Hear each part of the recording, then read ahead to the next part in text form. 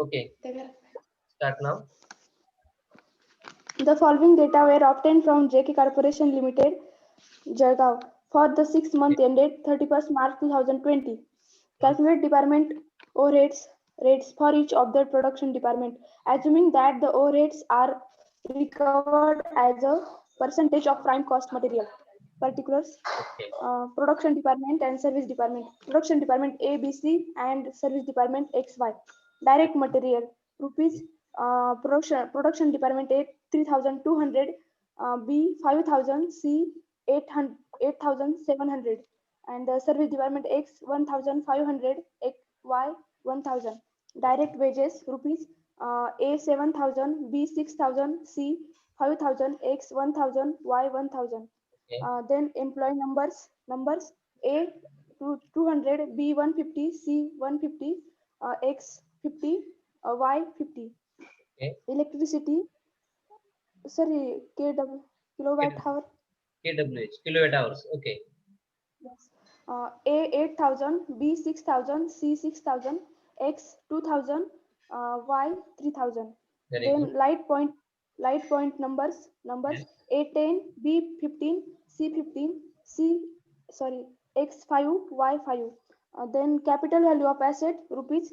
A 50,000, B 30,000, C 20,000, X 10,000, Y 10,000. Area occupied square meters. A 800, B 600, C 600, X 200, Y 200. Okay. Other expenses for the period were indirect expenses.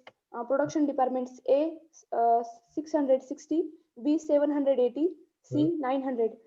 Service departments X 900, Y 860. Okay. Then material handling charges 400, motive power 400, motive power 1,500, electricity, light and lighting 200, recreation room expenses 3,000, depreciation 6,000, repairs and maintenance 1,200, general overheads 10,000, rent and taxes 600. Apportion the expenses of service department X in the ratio of 4:3:3, and that of service department Y in the proportion to direct materials. Very good. Hi, आपका problem. I hope की मी जे problems देतोय ते सगळे अगोदर note down करतायत notebook मध्ये. याचं कारण असं आहे, जर तुमच्याकडे प्रॉब्लेम नसेल तर आपण सोल्युशन जे करतो आहोत त्याचा बेस कुठे आहे, कुठून घेतले सरांनी कॉस्ट, ओव्हरहेड आयटम्स कुठून आलेले आहेत हे काही समजत नाहीये. त्यामुळे ठीक आहे, अजूनही काही मुलांची प्रॅक्टिस तशी नसेल तर ती प्रॅक्टिस आपल्याला करून घेणं अपेक्षित आहे, नाहीतर आपलं खूप मोठं शैक्षणिक नुकसान होऊ शकतं. म्हणून आपण अगोदर प्रॉब्लेम नोट करूनच प्रिपेअर राहायचं आहे. तर पुन्हा एकदा मी काही ठळक बाबी ज्या आहेत प्रॉब्लेम्स मधल्या त्या तुमच्या समोर मांडतो आहे. सगळ्यात महत्त्वाचं तुम्हाला ऍडिशनल इन्फॉर्मेशन आणि ओव्हरहेड कॉस्ट आयटम्स आणि त्याच्या कॉस्ट दिलेल्या आहेत. या गोष्टी समजल्या तुम्हाला बरोबर? चार्ट मध्ये तुम्हाला ऍडिशनल इन्फॉर्मेशन दिली आहे आणि पुढे ओव्हरहेड कॉस्ट आयटम्स दिलेले आहेत. ते सोडून फर्स्ट स्टांजा आणि लास्ट स्टांजा याच्यावर थोडंसं कॉन्सन्ट्रेट करावं लागणार आहे आपल्याला, कारण बाकीच्या गोष्टी आपल्याला समजल्यात. ओके, फर्स्ट स्टांजा मध्ये काय दिलंय? The following data were obtained from JK corporation limited Jalgaon for the 6 months ended 31st March 2020. इथपर्यंत कॉमन आहे डेटा, म्हणजे त्या कंपनीचं नाव आहे, किती प्रोडक्शन डिपार्टमेंट्स आहेत आणि कोणता पिरियड आहे ते फक्त सांगितलंय. त्यानंतर पुढे आपल्याला जे वाक्य सुरू केलंय त्यावर कॉन्सन्ट्रेट करणं अपेक्षित आहे. ते असं आहे, calculate department overhead rates. Okay, department overhead rates आपण यापूर्वी देखील डिपार्टमेंट ओव्हरहेड रेट कॅल्क्युलेट केला होता. ऍट लास्ट प्रोडक्शन डिपार्टमेंटच्या ज्या टोटल्स येतात त्या टोटल्सला तुम्हाला जे बेसिस घ्यायला सांगितले ते बघा पुढे आहे, ते कंटिन्यू करतो मी. Calculate department overhead rates for each of the production department. Production डिपार्टमेंटचा डिपार्टमेंट ओव्हरहेड रेट आपल्याला कॅल्क्युलेट करायचा आहे. assuming that the overheads are recovered as a percentage of prime cost materials. तुम्हाला इथे डेटा कंट्रोल करा, mute करा स्वतःला, आजूबाजूला आवाज होत असेल तर. ठीक आहे, प्राइम कॉस्ट मटेरियल्स जी कॉस्ट येणार आहे त्या कॉस्टच्या आधारावर तुम्हाला प्रोडक्शन म्हणजे डिपार्टमेंट ओव्हरहेड रेट कॅल्क्युलेट करायचा आहे. तर त्या संदर्भात आपण सगळ्यात शेवटी ऍट लास्ट म्हणजे जेव्हा प्रोडक्शन डिपार्टमेंट्स आणि सर्व्हिस डिपार्टमेंटला ओव्हरहेड कॉस्ट वाटून देतो म्हणजे अपॉर्शनमेंट करतो, सर्व्हिस डिपार्टमेंटची कॉस्ट प्रोडक्शन डिपार्टमेंटला पुन्हा रिअपॉर्शन करतो आणि त्यानंतर प्रोडक्शन डिपार्टमेंटच्या ज्या टोटल्स येतील फक्त प्रोडक्शन डिपार्टमेंटच्या, कारण सर्व्हिस डिपार्टमेंट त्या ठिकाणी त्यांची अमाऊंट 100% वाटून दिलेली असते. म्हणून प्रोडक्शन डिपार्टमेंट्सला आपल्याला प्राइम कॉस्ट जी आहे त्या प्राइम कॉस्टने डिव्हाइड करायचं आहे आणि मग तुम्हाला overhead rate departmental overhead rate त्या ठिकाणी मिळू शकणार आहे. तर सगळ्यात सुरुवातीला आपल्याला या ठिकाणी डिपार्टमेंट ओव्हरहेड रेट कॅल्क्युलेट करायचं आहे. हे फर्स्ट स्टँडर्ड मध्ये आपण पाहिलं. लास्ट स्टँडर्ड मध्ये आपल्याला काय बघायचं आहे? लास्ट स्टँडर्ड मध्ये सांगितलंय apportion the expenses of service department x, म्हणजे सर्व्हिस डिपार्टमेंट हे काय एक्स हे काय आहे सर्व्हिस डिपार्टमेंट आहे, त्याचे ओव्हरहेड एक्सपेन्सेस काय करायचे आहेत अपॉर्शन करायचे आहेत. आता बघा इथे अपॉर्शन हा शब्द आहे, इथे रिअपॉर्शन हा शब्द काय येऊ शकतो कारण सर्व्हिस डिपार्टमेंटची कॉस्ट ही रिअपॉर्शन केली जाते. ओके काय माहिती ती पूजा गाडेकर, पूजा स्वतःला म्यूट करा. Yes, sir. Okay apportion the expenses of service department X in the ratio of 4:3:3 म्हणजे X या सर्व्हिस डिपार्टमेंटची कॉस्ट कोणत्या प्रोपोर्शनेट मध्ये रेशो मध्ये डिस्ट्रीब्यूट करायची प्रोडक्शन डिपार्टमेंट्स ना 4:3:3 and that of service department Y, service department Y जे आहे त्याची जी ओव्हरहेड कॉस्ट आहे ती प्रोडक्शन डिपार्टमेंट्सला कोणत्या प्रोपोर्शनेट मध्ये रिअपोर्शन करायची in the proportionate of direct materials, direct मटेरियलच्या प्रोपोर्शन मध्ये Y ची कॉस्ट आपल्याला रिअपोर्शन करायची आहे. तर या दोन स्टँडर्ड मध्ये जी युजफुल इन्फॉर्मेशन आहे ती इन्फॉर्मेशन आपण पाहिली आहे. तर इथे त्या कंपनीचं नाव आपण लिहिले टायटल्स मध्ये in the books of JK corporation limited Jalgaon statement showing primary distribution of overhead expenses for the month ended for the 6 months ended असा शब्द प्रयोग या ठिकाणी हवा आहे. आता तिथे एडिट होत नाहीये त्यामुळे for the 6 month ended 31st March 2020 असं टायटल सगळ्यांनी दिलंय. ओके त्यानंतर पहिला कॉलम असतो आपला particular to class to basis of apportionment. Okay अपॉर्शनमेंटच म्हणूयात का रिअपॉर्शनमेंट म्हणायचंय? सर ती स्क्रीन दिसत नाहीये. दिसतच नाहीये. नाही हे तुम्ही प्रेझेंटीच आहे ना तेच पेज दिसतंय सर मला तर. ओके ठीक आहे. आता नाही सर प्रेझेंटीच दिसते. अटेंडन्स दिसते येस सर फक्त. तेच.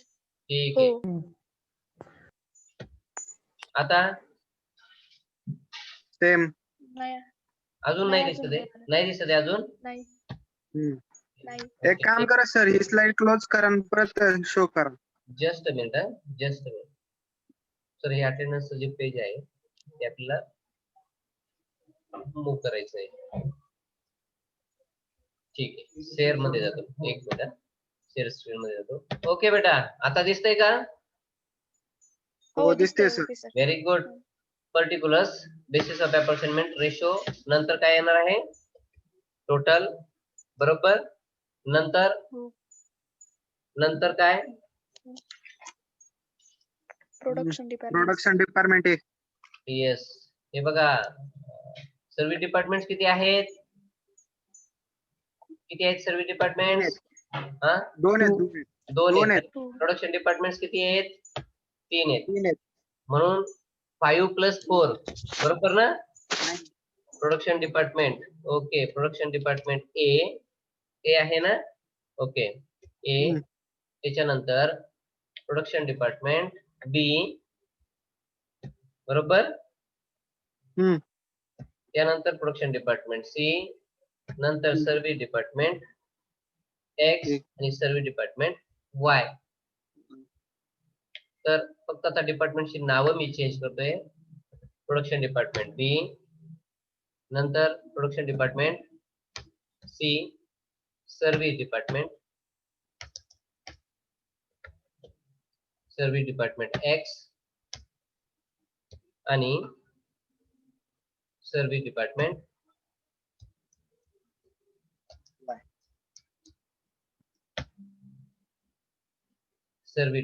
Y. ओके, Y छोटा आहे. ओके, म्हणजे तुम्हाला आता अपॉर्शनमेंट आणि रिअपॉर्शनमेंट करत असताना फर्स्ट थिंग आहे की आपल्याला अपॉर्शनमेंट ऑफ ओव्हरहेड्स ही प्रक्रिया पूर्ण करायची आहे.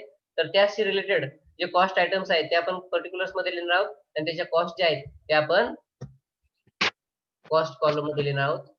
आणखी मुलं अटेंडन्स नोंदवत आहेत. मला तर कीव येते तुमची सगळ्यांची. ठीक आहे. आता इथे बघा पर्टिक्युलर्स मध्ये आपल्याला कॉस्ट आयटम्स नोंदवायचे आहेत. तर कॉस्ट आयटम्स नोंदवत असताना तुम्हाला ऍडिशनल इन्फॉर्मेशन मध्ये डायरेक्ट मटेरियल्स किंवा डायरेक्ट वेजेस किंवा डायरेक्ट एक्सपेन्सेस रिलेटेड जे कॉस्ट आयटम्स येतात ते तुम्हाला या ठिकाणी पर्टिक्युलर्स कॉलम मध्ये अगोदर नोंदवून घ्यायचे असतात. कारण तुम्हाला माहिती आहे ओव्हरहेड्स मध्ये डायरेक्ट आणि इनडायरेक्ट नेचरचे कॉस्ट येत असतात. आता तुम्ही म्हणाल डायरेक्ट सर कसं म्हटलात, तर वैभव नेवरे सर नाव लिहून घ्या. ठीक आहे. तर सर्व्हिस डिपार्टमेंटची डायरेक्ट नेचरची कॉस्ट ही प्रोडक्शन डिपार्टमेंटसाठी आपण यापूर्वी पाहिले की इनडायरेक्ट नेचर म्हणून गृहीत धरली जाते, राईट. तर त्याच्या कॉस्ट आहेत ऍडिशनल इन्फॉर्मेशन मध्ये दिलेल्या, तर ते आपल्याला अगोदर घेणं अपेक्षित आहे. तर ऍडिशनल इन्फॉर्मेशन मध्ये बघा अगदी सुरुवातीलाच डायरेक्ट मटेरियल्स आणि डायरेक्ट वेजेसच्या कॉस्ट ज्या आहेत ना ते तिथे दिलेले आहेत, ते आपल्याला कन्सिडर करणं अपेक्षित आहे. आणि म्हणून आपण पर्टिक्युलर्स मध्ये काय घ्यायचं अगोदर डायरेक्ट. पहिली ऍडिशनल इन्फॉर्मेशन कोणती आहे? डायरेक्ट मटेरियल्स, बरोबर.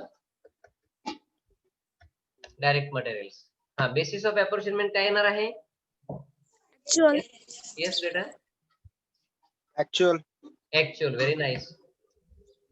ते ऑलरेडी तुम्हाला दिलेले आहेत. मग डायरेक्ट मटेरियल्सच्या ज्या कॉस्ट आहे ऍडिशनल इन्फॉर्मेशन मध्ये ABC X आणि Y साठी, तर A ची कॉस्ट किती आहे?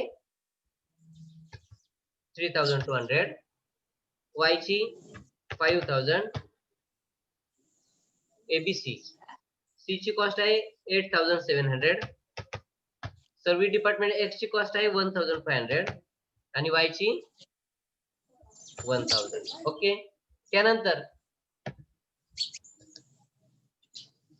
दुसरी इन्फॉर्मेशन आहे डायरेक्ट वेजेस.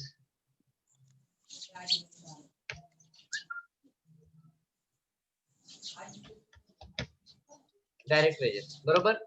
त्याचं बेसिस ऑफ अपॉर्शनमेंट काय आहे? ऍक्च्युअल. Very good. त्यानंतर वेजेसच्या अमाउंट किती आहेत? 7000. बी साठी 6000. सी साठी बोला 5000. X 1000 आणि Y साठी 1000, बरोबर. ओके, ठीक आहे. आता डायरेक्ट मटेरियल्स आणि डायरेक्ट वेजेस जे आहेत त्याच्या टोटल्स किती आहेत? टोटल कॉलम मध्ये आपल्याला टोटल नोंदवावे लागणार आहे. Direct materials yes 19,400. 19,400. Just a second. 19,400 तुम्ही लिहिले सगळ्यांनी? हो. हा, तर डायरेक्ट कॉस्ट जी आहे production department A, production department B आणि प्रोडक्शन डिपार्टमेंट C ते आपल्याला घ्यायच्या नाहीत. का घ्यायच्या नाहीत? वैभव नेवरे याचा काय प्रॉब्लेम आहे? प्रोडक्शन डिपार्टमेंटचे डायरेक्ट कॉस्ट घेत नसतात म्हणून. डायरेक्ट कॉस्ट घ्यायच्या नसतात. Very good. का? तर आपण ओव्हरहेड्स मध्ये डायरेक्ट कॉस्ट प्रोडक्शन डिपार्टमेंटच्या इन्क्लूड करत नाही. सर्व्हिस डिपार्टमेंटच्या डायरेक्ट कॉस्ट असतील तर त्यांना आपण इनडायरेक्ट कॉस्ट म्हणून गृहीत धरतो आणि म्हणून फक्त सर्व्हिस डिपार्टमेंटच्या कॉस्ट ज्या आहेत ना डायरेक्ट नेचरच्या, मग ते वेजेस असेल किंवा मटेरियल असतील त्या कॉस्ट घ्यायच्या आहेत. तर किती येते टोटल आता X आणि Y ची? 2500. 2,500. Very good. आणि Y ची 500. Wedges 2000. 2000. Very good. Very nice. Okay. आता त्यानंतर डायरेक्ट एक्सपेन्सेस वगैरे आहेत का प्रॉब्लेम मध्ये? नाही. ओके. आता आपल्याला प्रॉब्लेम्स मध्ये जे कॉस्ट आयटम दिलेले आहेत ते 1 बाय 1 इथे नोट करून घ्यायचे. तर पहिला कॉस्ट आयटम कोणता आहे? Indirect expenses. Indirect expenses. Very good.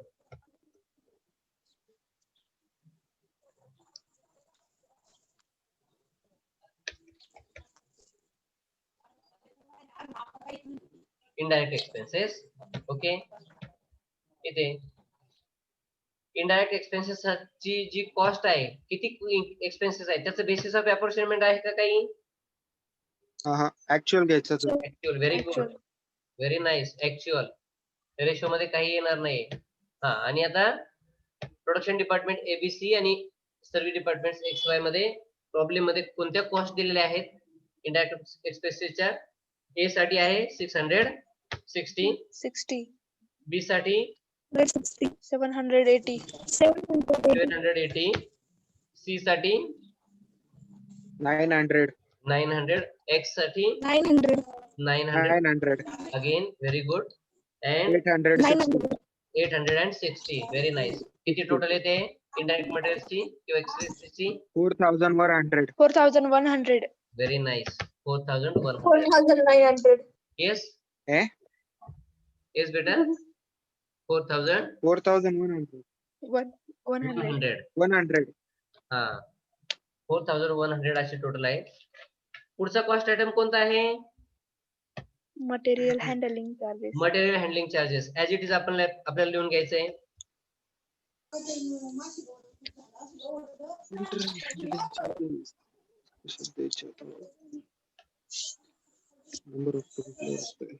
Material handling charges. आता बघा, मटेरियल हँडलिंग चार्जेस हा जो कॉस्ट आयटम लिहिलाय आपण, तर त्याचं बेसिस ऑफ अप्रोक्सिमेट काय निवडता येईल आपल्याला? तुम्ही additional information. Direct material. Very material. Nice. Direct materials, कारण मटेरियलशी रिलेटेड आहे. Direct material. Very nice. Direct materials. Ratio काय येतो direct मटेरियल्सचा? 32 has to, 50 has to, 87 has to, 15 has to, 10. 15:10. Repeatedly calculate करा बरं एकदा रेशो. आणखी काही वेगळं येतोय का? नाही. नक्की. Right. 32. डायरेक्ट मटेरियलच्या कॉस्ट किती आहे? ओके, 1000 येते, 1500 आहे, 8700 आहे, 5000 आहे आणि 3200 आहे. यापेक्षा शॉर्ट रेशो जो 6:5:4:3:2. Very nice. Akash Lokhande. 6:5:4:3:2. Very nice बेटा. अश्विनी कसा आलाय तो रेशो? एकदा त्यावर कॉन्सन्ट्रेट करा. रेशो आहे 6:5:4:3:2. अश्विनी.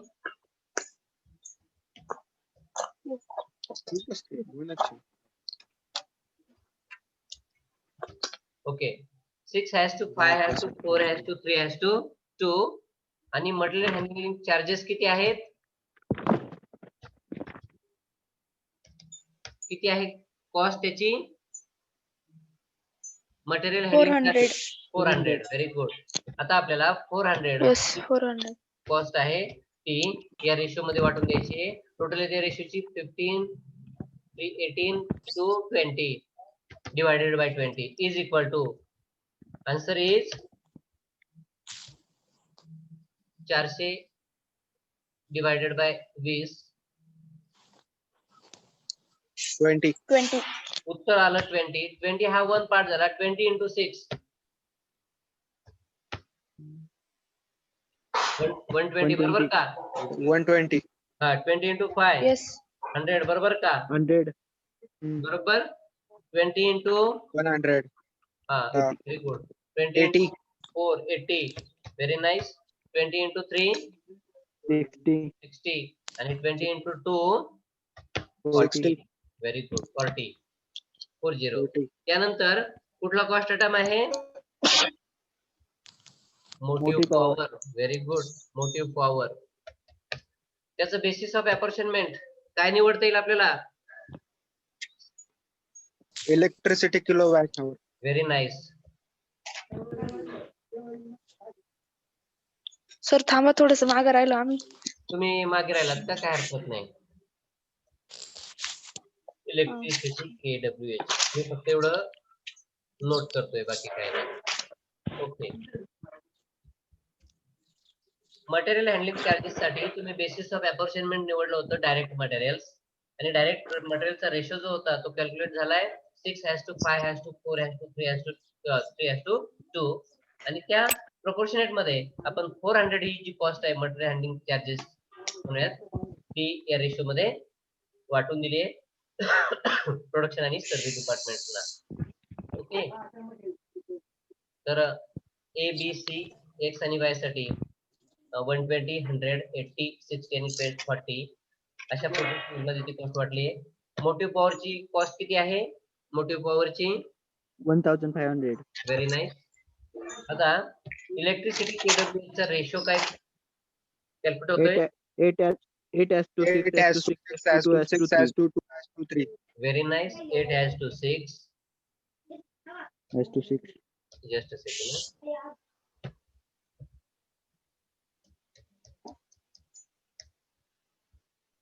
8:6:2:6:2 2:3. 2:3. just a second. 2:3 बरोबर.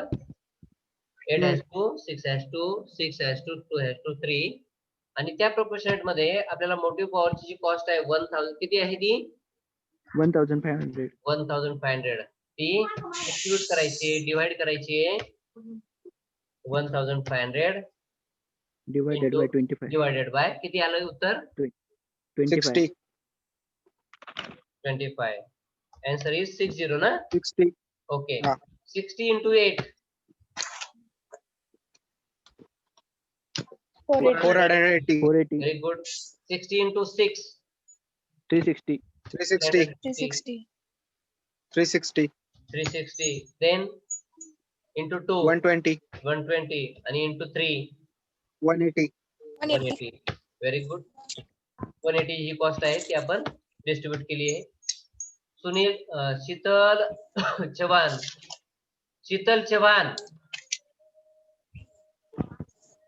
काय करते ही मुलगी? तिचं नाव लिहून घ्या, शीतलचं. ओके. नेक्स्ट कॉस्ट आयटम काय आहे? Electricity and lighting. Electricity lighting. आता बघा, मला तुम्हाला जे सांगायचं होतं ना ते या ठिकाणी आलंय. आपण अगोदर नोट डाऊन करून घेऊयात. इलेक्ट्रिसिटी अँड लाइटिंग ना? लाइटिंग. वैभव नेवरे. या मुलांना नेमकं काय अपेक्षित आहे? मुलांना काय समजत नाही. तुम्ही जरा समजावून सांगा बरं यांना. Electricity and lighting.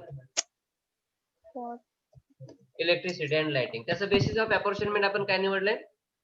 Lighting points number. Light point numbers.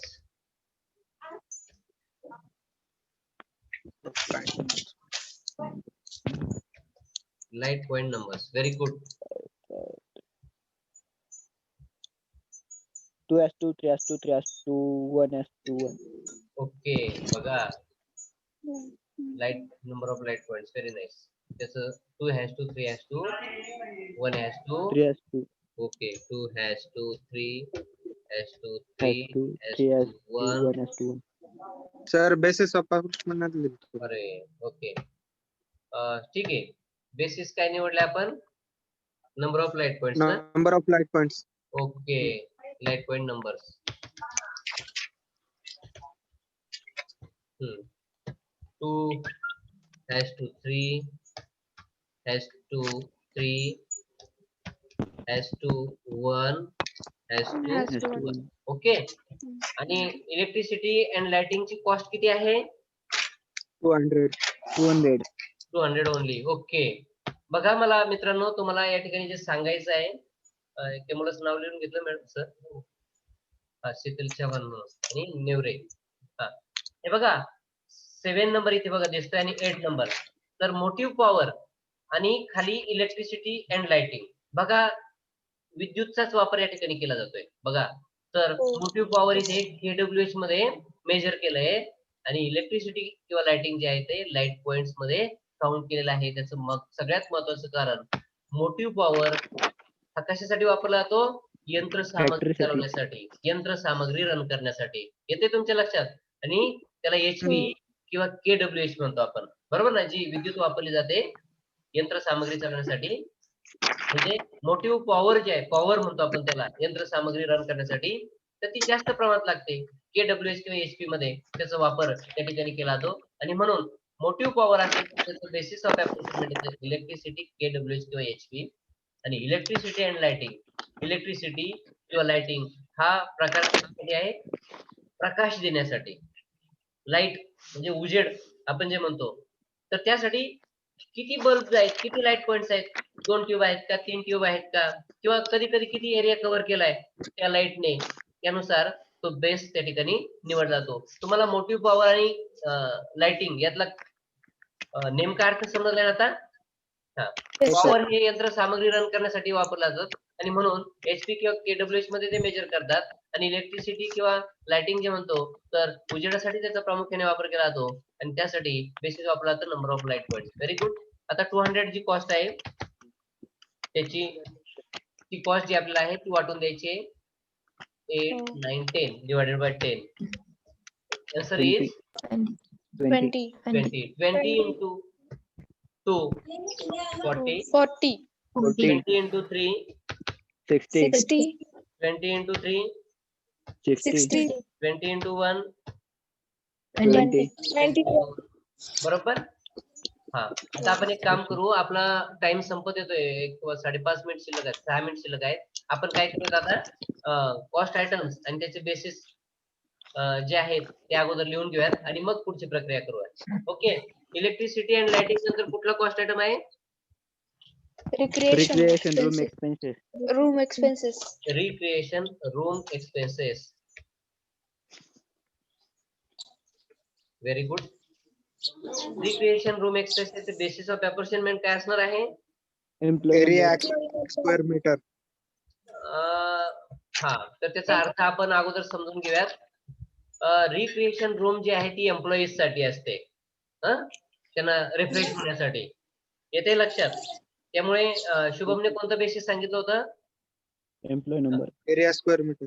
हा, तर एरिया स्क्वेअर फीट मध्ये ते रिफ्रेश होत नाहीये, तर एम्प्लॉई नंबर जे आहेत ना, म्हणजे किती एम्प्लॉई साठी त्या रूमचा वापर केला जातो त्यानुसार ती कॉस्ट डिस्ट्रीब्यूट केली जाते आणि म्हणून ते एम्प्लॉईशी रिलेटेड आहे, एरियाशी रिलेटेड नाही. म्हणून रिक्रिएशन रूम एक्सपेन्सेस साठी बेसिस ऑफ अप्रोक्सिमेट काय येणार आहे? Employee number. Employee numbers. Shubham समजलंय? हो सर. ओके. Employee numbers. त्यानंतर पुढचं कॉस्ट आयटम आहे डिप्रिशिएशन. डिप्रिशिएशन साठी आपण बेसिस ऑफ अप्रोक्सिमेट काय वापरणार आहोत? Capital capital value of value of asset. Asset. Very nice. Capital value of asset. Very nice. आता तुम्हाला खूप चांगलं समजतंय. त्यानंतर कॉस्ट आयटम आहे repairs and maintenance. Hmm. Repairs and maintenance.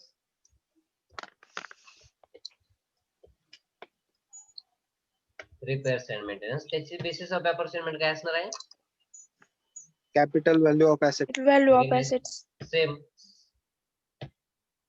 Capital value of assets. Very good. त्यानंतर cost item आहे general General overhead. overhead. overhead or direct wages. Very good. General ओव्हरहेडचं बेसिस ऑफ अप्रोक्सिमेट आहे direct Direct wages. wages.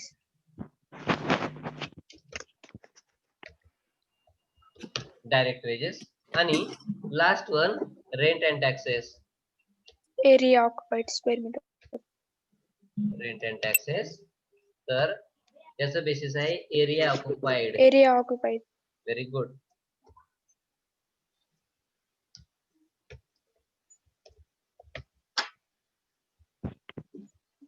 Area occupied. आता त्यानुसार आपल्याला आता इथे square metres मध्ये आहे एरिया, बरोबर ना? ते स्क्वेअर मीटर लिहिलं नाही पुढे तरी चालणार आहे. ओके. आता recreation room expenses, employee numbers, तर त्यासाठी रिक्रिएशन रूम एक्सपेन्सेसच्या समोर कुठल्या कुठल्या कॉस्ट लिहिलेल्या आहेत? एम्प्लॉय नंबरच्या समोर 200, 150, 150, 50 and 50. बेसिस काय येईल? अप्रोक्सिमेट रेशो काय येणार आहे? 4:3:1:1. Very nice, very nice. 4 has to 3 has 3 to has to 3 has has to, to 3 has to, 1 has to, 1 has to 1 1 has to. Very good. आणि रिक्रिएशन रूम एक्सपेन्सेस किती आहेत? 3000. 3000. Very good. 3000. Okay. डिप्रिसिएशनची cost किती आहे? 6,000. 6000. 6000. Very good. Repairs and मेंटेनन्सची cost किती आहे? 1200. 1000. त्यानंतर जनरल ओव्हरहेड्स 10,000. 10,000. 10000. आणि last one rent and taxes 6,000. 600. That is 600. Okay. Depreciation ना तुम्ही डिप्रिसिएशन साठी कॅपिटल व्हॅल्यू ऑफ असेट घेतली, त्याचा रेशो काय येणार आहे? 5 has to 3 has to 2 has to Has 1 to, has 2 to has 1. to, 1 has to 1. Very good. 5 has to 3 has to 3 Has to, 2 has has to 1 has to 3 नाही sir, 2 has to. 2 has to 1 1. just a second. 5 has to 3 has to 2, 3 has to, 1 2 has has to to, 1 1. has to 1. Okay. 2 has to 1. Same ratio जो आहे तो आपण इथे repeat केलाय, right ना? हम्म. Okay. आता जनरल ओव्हरहेड साठी डायरेक्ट वेजेस बेसिस आपण निवडले, तर त्याचा रेशो काय आलाय? Direct. 7 has to 6 has to 5 has to 1 to 1 5 has to has 1. to 1 has to 1. 7 has to 5 has to 7 has to 6 has to 5 has to 1 has 1 has to to 1 has to 1. 1. Last one, rent and taxes. And taxes. 4 has to 3 has 4 to has 3 2, has 3 has to, 3 Okay, has to, 1 has to 1. 1 has 1 has to 1. very good. 4 has to 3 has 3 has to 3 has to 3 has to 1 has to 1 has to 1. Okay. 1. तर या proportionate मध्ये, या ratio मध्ये तुम्हाला ही cost जी आहे, सगळ्या cost distribute करायच्या आहेत. इथे टोटल लिहायची आहे, बरोबर? आता तुम्ही सेकंडरी डिस्ट्रीब्युशन घरी प्रिपेअर करा आणि मला सांगा काय आलंय ते नेमकं. चालेल?